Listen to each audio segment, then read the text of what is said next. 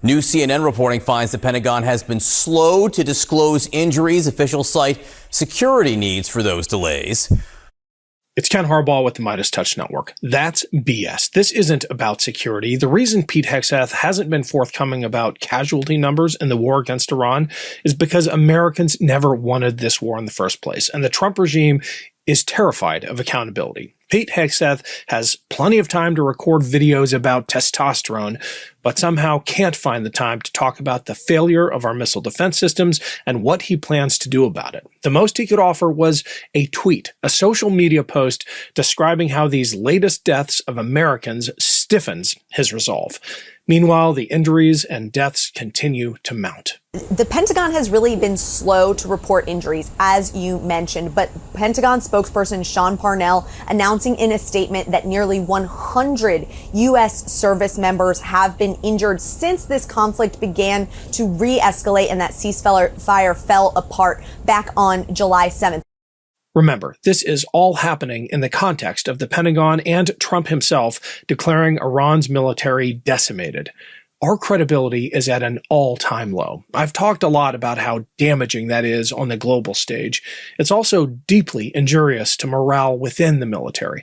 Not only have the men and women sent to fight this war never been given clear guidance on what the mission is, now the risks they are taking, the injuries they are suffering, are being shrugged off. Or, as far as Hegseth is concerned, they're being treated like some kind of blood tribute. It's grotesque, and not enough is being done to call it out. CNN deserves some credit here, as do Democratic members of Congress for demanding answers. We're going to be speaking to a few of them soon. Here's Representative Smith.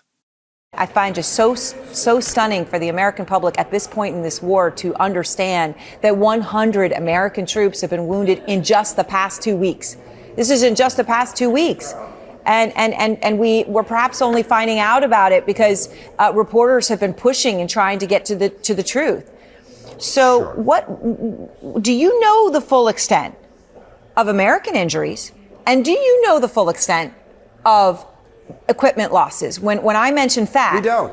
Yeah. Look, we don't because the Pentagon has not been transparent about that. You know, I get reports from people who they know a service member at a base in Jordan or Iraq or somewhere say, yeah, we heard there was an attack. There's 20 or 30 people wounded. Pentagon doesn't say anything about it. We have a dictator running this country. We have never had a situation where we've been at war and the president has treated it as his own war where he doesn't have to share information with the American people or with the Congress. I mean, this is a frightening situation. And yeah, they have not been telling us what's been happening in terms of lost equipment, in terms of the cost of the war, and certainly in terms of the service members who have been wounded.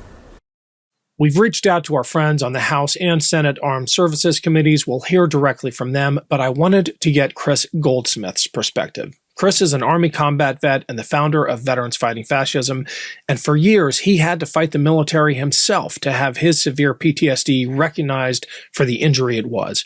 I can't think of anyone better to weigh in on this one. Here's our conversation. Kris, thanks for joining me. The Defense Casualty Analysis System is badly lagging. I guess that's the most generous interpretation. I think the more honest assessment is that the Pentagon is intentionally concealing, even lying about casualty numbers because they are afraid of the American people. We've seen New York Times and Washington Post reporting on how military families and active duty service members who've been wounded have been coming to journalists to say that they are terrified that officers in the chain of command, it's not just Pete Hegseth, it's not just Donald Trump, it's not just the top, but officers in the chain of command are basically allowing these injuries to go unreported. They are taking serious injuries and labeling them as minor. They're even informing families that your service member got injured, but it's a minor injury. In the case of one soldier, he had multiple emergency surgeries, and his wife was told, back in the States that don't worry, it's just minor. He's back on duty. His duty is to recuperate, right? He's still an active duty soldier. His orders are to basically be bedridden and to recuperate. And this is a two-front war in that it's the United States military is facing off with Iran, and the United States military is engaged in an information war against the United States. They are trying to deny civilian control, and it's not just Pete Hegseth and Donald Trump in charge of the military, right? It was supposed to be responsive to voters. They are trying to deny voters the information that they need to hold the civilian leadership of the military accountable. Hey, it's Ken. Quick break to let you know that I am heading back to Ukraine soon. So many of you stepped up to help the 34th Marine Brigade, the unit I've been embedding with the past couple years. They desperately needed a new motor for their rescue boat, and you came through. Thank you. There are so many other urgent needs, though. This unit is the one at the heart of the MeidasTouch and Valor Media film Drone Hunters of Kherson, and they're the ones defending that city every day against nonstop Russian drone attacks against civilians. I have seen them in action. I've been on patrol with them.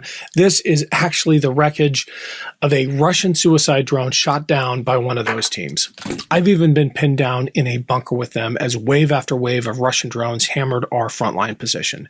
But because of the extraordinary heroism of people like Adama, commander of a drone team I embedded with, Ukraine will win this war. The more help they get, the faster that can happen. Units like the 34th are constantly having to make do with whatever equipment they can scrape together, which is especially challenging for a unit that operates attack drone teams, river assault crews, counter drone patrols. The 34th does it all. If you participated in the first fundraiser we held, thank you. I've just launched another one. This time, we're not capping the goal, which we hit practically overnight last time. If you can help out, please click the link in the show notes. Your support will save lives. Thank you. I think this is the clearest indication yet that the purges of senior leadership within the military are having the desired effect of creating this climate of fear, because I would be surprised if there is an explicit order to these mid-grade commanders to conceal these casualty numbers, but the word is out in so many ways. The instructions have been delivered that we don't want the secretary being embarrassed. We don't want the American people to get the full truth of this. And there is a climate of fear that is taking hold within the military when it comes to delivering hard truths to the administration. That's right. And I've got active duty troops who've been reaching out to me, thanking me for speaking out on this, because they feel like they are voiceless, because their leadership in the military is basically, being cowardly and not standing up for their soldiers. It is really disappointing to see this happen, but it's not just happening in the military. We're seeing it in the veterans community today as well. We're seeing it here in the United States, where senior military officers and those who are retired are afraid to speak out. They're afraid of, Pete Hegseth trying to recall them to active duty, to court-martial them, to take away their retirement benefits. And I can think of no greater tragedy than the United States military investing, 20, 30 plus years in building a general and having that general officer leave the service and put themselves, their own careers, their own ability to get on corporate boards, put that above the health and welfare of America and our democracy. It really is a tremendous tragedy, and we're seeing too much of it. I remember when the administration was going after Senator Kelly, and you and I both, in addition to immediately rallying to his defense and rallying others to his defense, which he and others recognized, the community really came together. But our real message on platforms like this was that this is less about Senator Kelly than about sending a message to the next one, and really not the next senator, but the next general or the next colonel or the next major who may consider speaking the truth to this administration. And I think in that sense, the persecution of Senator Kelly was successful because the message has been received. The fear within the military has taken hold. And the lesson is, don't cross this administration. Yeah, that's right. And again, it is so depressing that there are people that you and I know, that we have met, that we have, interviewed, that we have participated in war games with, in planning for what it would be like to, be under the second Trump presidency, who have self-censored out of fear. And, I look at guys like Ian Austin, who, is an NCO who's been on the front lines of protests in Minnesota. Now he's at Delaney Hall. The guy has been getting, shot with pepper balls, sprayed with mace, all sorts of physical violence from not just ICE, but also civilian contractors hired by just ICE. Context, Ian Austin, former Special Forces guy. I mean, military vet. Former Ranger. Yeah. Former Ranger.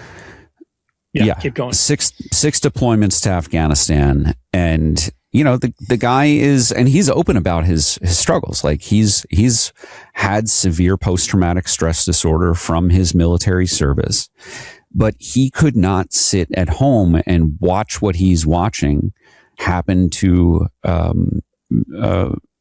our democracy. And he has been putting his body and his life on the line in the street day after day after day for months now.